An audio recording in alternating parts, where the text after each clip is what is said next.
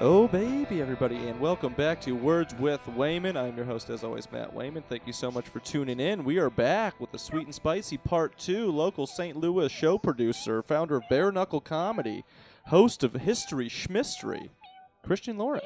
Hello. For a second, I thought that was the chair squeaking, and then I just realized it was you doing the It's a sound key effects. cat. Just a key cat. Just a little sweet kitty cat running kitty around. cat. Oh, little I've kitty cat. gotten that feedback a lot that we need more cats on this podcast. Totally. So. We need to have your dog. Interview your Yeah. dog. What's your dog's name again? Bubba. I want more A lot Bubba of running times around. he is a part of the podcast, but not a positive part of the podcast. Like he's always gotcha. just running around or blowing it really hard. Can you hear like his little click toe running around? God, yeah, he is loud. He is aggressive. Bless his heart. But I love him. we talked a lot about stand-up and stuff in the first one, and also bare knuckle and that stuff. I want to throw this one right at you right away. Second episode. How do you write generally? What does your process look like? Sure. So if I'm doing if I'm writing for stand up, what I usually do is I usually like to be by myself, and I'll get up on stage. Not on stage. I pretend I'm on stage, and I'll say just something weird. I'll try to find like some way, like what would be, like I said earlier, the best things are, to me, the funniest things are things you don't expect. So like, if somebody got up on stage and just did something very, what am I looking at? What am I watching? You know, there's a bit, like literally if I'm the audience, if I'm the audience. So there's a bit where, like I looked out the window because that's where I thought he was looking at. What am I was looking like, at? "What, is That's a there goblin. Did Bubba get outside? Not again, you old hound. So there's a bit that I do where I grab the mic and I just look really confused at the audience, and I'm like, I don't know where I am. I don't know when I'll be back. But please leave a message, and then beep, and then like I do like a series of voicemails that somebody left me. So like that's one of the things I like to do is just how can I find a way to like keep the audience on its toes, like some weird thing you can do. So kind of like almost like bringing smaller sketches into stand-up away, kind of like melding. I kind of like that. I think that's a great way. Roy Scovel's probably one of my favorites. Yeah. Kind of meets in the middle. Yes. I mean, if stand-up is this thing where it can be anything you want it to be, Yeah, man. I feel like you look at it a great way as like, where is this going, kind of. And I think that's kind of where The two comics I like the most right now are Nick Vatterott and a guy named Ian Abramson, who runs some 7 shows. Minutes from Purgatory. I can't get enough of those two guys. I'm sure a lot of people that listening, the 7 people that listen to this podcast probably know, but 7 Minutes in Purgatory is basically like a show where you stand outside. You'd be outside of the venue where everybody is. You have headphones on. You're doing stand-up. They're filming you, and it's live broadcast inside, but you can't hear any audience laughter or anything, so you just have to do your set basically with nothing. You're doing your set to a camera. You can't hear yourself talk. There's nobody in the room with you. You're just in an empty room, just you and a camera, and the audience is in another room. And so what I like about Ian is that he's done several shows like this. He has that, and he has another show called The Funeral of Edward Soap Floats. Yeah. And where he was going around to mics, open mics, and he goes, he kept handing these cards out to people, and he goes, you, the listener, and you know nothing other than what I'm about to say. He'd hand him a card and say, hey, Edward Soap Floats, really great comedian. He passed, and I'd really like it if you said a few words at the funeral. You know nothing more than any of the comics know, okay? So he invited all these comics totally anonymously to say a few words at Edward Soap Float's funeral.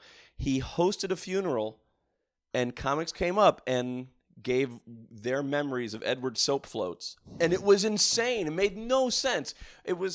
Ian says he's great at making tentpole events. Like he does these big, weird shows. And Ian's stand-up does that very similar, as does Nick's, where it's just a testament to like their ability to do like things you just don't expect. Mm-hmm. I love that stuff. I love that. Yeah, I mean, so much stuff, especially with stand-up, has already been done. So it's cool to see like the new shows popping up, and like that is what is going to be different. It's going to be what do you just want to go see a show with 6 stand-ups, or do you want to see something that actually has these themes, which I think is why History Schmistery does really well. And Bare Knuckle's fun too. Oh, silliness. How much time do you have if somebody was like, "Hey, you got to go up on stage"? How much would you feel comfortable doing? Well, this Thursday I've got to do 12 minutes. 12. So I could probably do that. I've just got to get more I've just got to write more jokes. So I'm going to write some more jokes and work them out before Thursday. I get about that time, 12, 15, something like that. Yeah. I don't have a great deal, but it's hard transitioning. I've got years and years, like a giant pile of sketch stuff. Maybe I should try and find a way to just transfer that straight into stand-up. Yeah, I mean that's Make what it less seems work like, for kind of myself. like stuff that you like to do. You know, what if you had to describe your stand-up style to people? How would you put that? Which is, I feel like it's a kind of a weird question. It's a weird question, but it's all right. You know, I was talking to there's a great comic in town here, JC Sabala. We were running some shows and got some hot shout outs on these JC, episodes, how's it everybody. going? Hey JC, Get some good name recognition in there. JC he's a great club comic. Yeah, I love JC, and he and I come from very different perspectives when it comes to comedy. But I want to get to be more like JC, and I like to be able to just do more stuff like that. So I guess to your original question, what I guess my style is, like I said, I guess some sort of weird amalgam of like one man sketch and stand up. Yeah. But I'm trying to learn how to do more of that stuff that originally I just couldn't do when it came to bare knuckle comedy. I'm trying to learn how to be more of a club comic if need be. It's completely different beasts. I mean, it's really how do you want to have your comedy career go? Absolutely. And also like even hosting a comedy show, hosting a stand-up show is different than being on a stand-up show. These things are very different. And so that's the thing I'm often really conflicted about. Like, where do I see myself going? There's a great comic out of L.A. named Ron Lynch who we've had. Oh, my God. I love Ron Lynch. Okay, so Ron, that's as soon as when oh, gosh. Ron came into St. Louis and I hosted him and it just, my head exploded and I'm like, I want to be Ron Lynch. I want to do what Ron Lynch does. I want to do this stuff. Blows your mind. Check him out on the interweb, everybody, if you've got time. So, you know, I'm conflicted. I almost want to write two sets. So I want to do. That brings up this good question. I always ask this question normally towards the end, but Yeah. let's just set up 5 years from now, best case scenario. What does your life look like then? Like, if everything, what is the goal of what you want with all of this? Sure. So, the good news is that because bare knuckle comedy's been around for so long, and I've been helping so many people out over the years, I've been putting little coins in the karma bank. People are like, "Hey, I'm coming through town. Is there any way you could, kind of be on your show?" No sweat. You know what? Great. And so the last year or so, I've been testing out like making some withdrawals from that karma bank. Hey, remember when I put you up in 2013? Would it be okay if I did some time on your show? People are like, yeah, absolutely, no sweat. Going on the road a little bit more? Yeah, absolutely. So I'm trying to find, and honestly, it's like, to me, the conflict right now is which way am I going to go? Am I going to go the Ron Lynch route, which is like, to me, more interesting and fun, like the Ron Lynch, Nick Vatterott, Ian Abramson route, which is more fun, interesting. Or do I go more like the traditional stand-up route, which is like more, hey, I just need a comic, get on this comic, get on this show, do this show, easy to understand. So I'm almost like thinking maybe I ought to start writing two sets. And that in itself is going to like literally tear me apart because I don't know what it is, but I don't know. I'm of two minds, That's good. I mean, at least you have realized that and not are just like wondering why. I mean, because club work is a different beast than producing and running all of these different shows anyway. Yeah, and then it's like that's if you want that success and if you want that ladder, then club work's probably the best way to get to it. Yeah, I mean, but I'm also doing monetarily. Yeah, I'm also doing this thing that it's to me not as interesting. So we'll see. What have you learned? What's a lesson for show producers / runners out there when you're thinking about like promoting or running a show? Oh my God. Okay. Now this is. You've been doing it for a while. Yes. Okay. Now you specifically said, what are lessons for? What were the words you said? For anybody like producing or running a show. Okay. Like promotion wise. For promotion wise. People like that. People need to know. Okay. So this is an inadvertent play. I inadvertently have a ton of experience in this. So specifically, you said about promotion. So for promotion, posters are very nice to look at, but that's about it. Posters, great. Put them on Facebook. That's great. Maybe put them around maybe somewhere. Posters do nothing. Yeah. Posters do absolutely nothing. What you need to do is strategically post to Facebook. You need to be posting when people are heading into work, 9 a.m., on the lunch break, noon, we're back at work, 5 p.m., 9, noon, 5. You need to be posting these things at those times when people are going to be, they're wanting a diversion.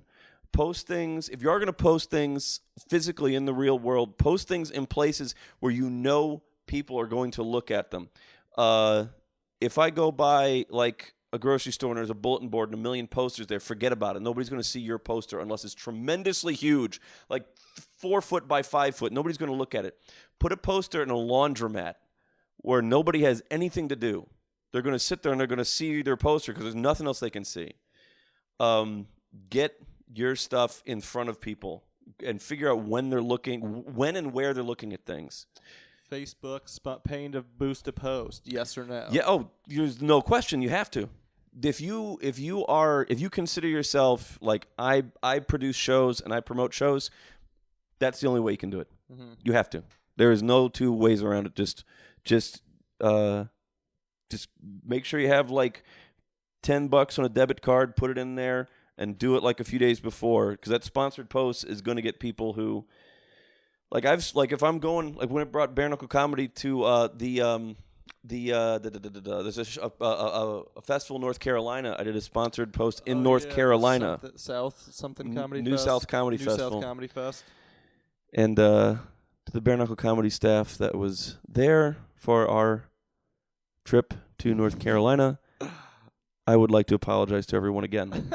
But I did it specifically, to comedy fans in North Carolina, and like when I go to Chicago, I'm going to do a sponsored post for that.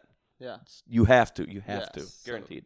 So pro paying to boost it on Facebook. Oh, definitely. Any other tidbits of promotion advice? Do that. If you have so I have my own personal Twitter account for my stand-up. Bare Knuckle Comedy has a Twitter account.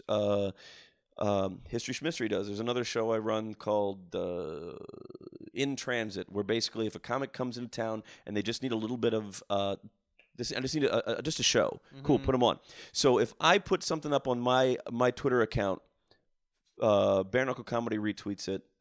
All of my shows retweet it, because the more what these companies want is likes and retweets. That's what they want. So it's your shows. If you're doing it, if you're putting shows together, have them retweet your stuff. Do it, because the more people will see it. Email list. Do you have any experience? Bare Knuckle Comedy has one now. We got about 150 people on it or something like that. That's awesome. And I don't like any of that stuff. Yeah, that stuff is fun. Shitty. It's the heavy lifting of the comedy. God, it sucks. But you have to do it, because if you don't do it, you're just screaming in the dark. Yeah. Yeah. Email lists are easy. Just go to MailChimp.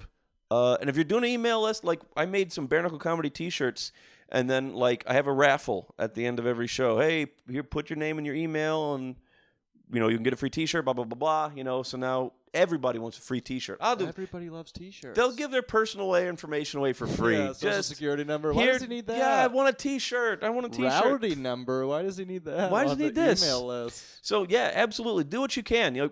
Create a fan base. That's awesome. Like I hate that term, but create a fan base. Make people who are actively going after your stuff, even though they might not even know they're coming after your stuff. Yeah. Well, thank you all for sharing those, because I know some promoters hold it close to the chest. Dude, there's no reason not to.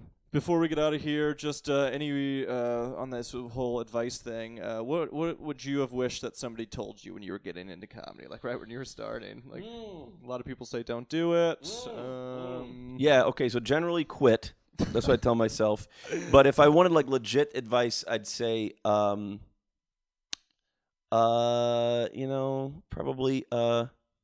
just work. Just work. Just work at it. Just schedule it as like another job. Mm-hmm. That's what I'd say. Just put time into it. Like, I'm done with this job. I'm going to start this other one, and just stick to it. And that sucks to think of it like a job, because I don't want to do a good job. I just want to have fun on stage. Some people get it quick. Like some people get it within some people start and be really good a year in, and then some other people, it takes years and years and years. So that's what I do, man. Just it is. If you want to find success in comedy, everybody has different ideas of what success in comedy is, but for some people, it's like, I want to be a touring stand-up comic, or I want to write for Saturday Night Live, or I want to do these things. These are all jobs. Mm-hmm.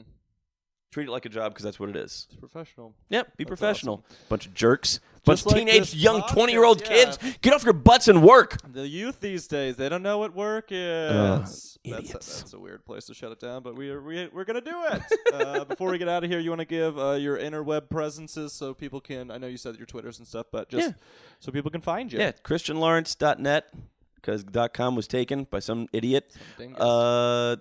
On Twitter, all that stuff is just Hey Christian, ChristiChin, BareKnuckleComedy.com, Bare Knuckle Comedy, History Schmistery. Those are the big ones. Awesome. Thank you so much for coming out and Oh joining man, us. look at you. You sweet prince. So me and him are actually working together a little bit on producing some content for the Flyover Comedy Festival coming November 9th through the 12th, so check that out on the interwebs as well. Thank you guys for listening so much. We will see you all soon. Delete this immediately. Delete it right now. It's currently deleted.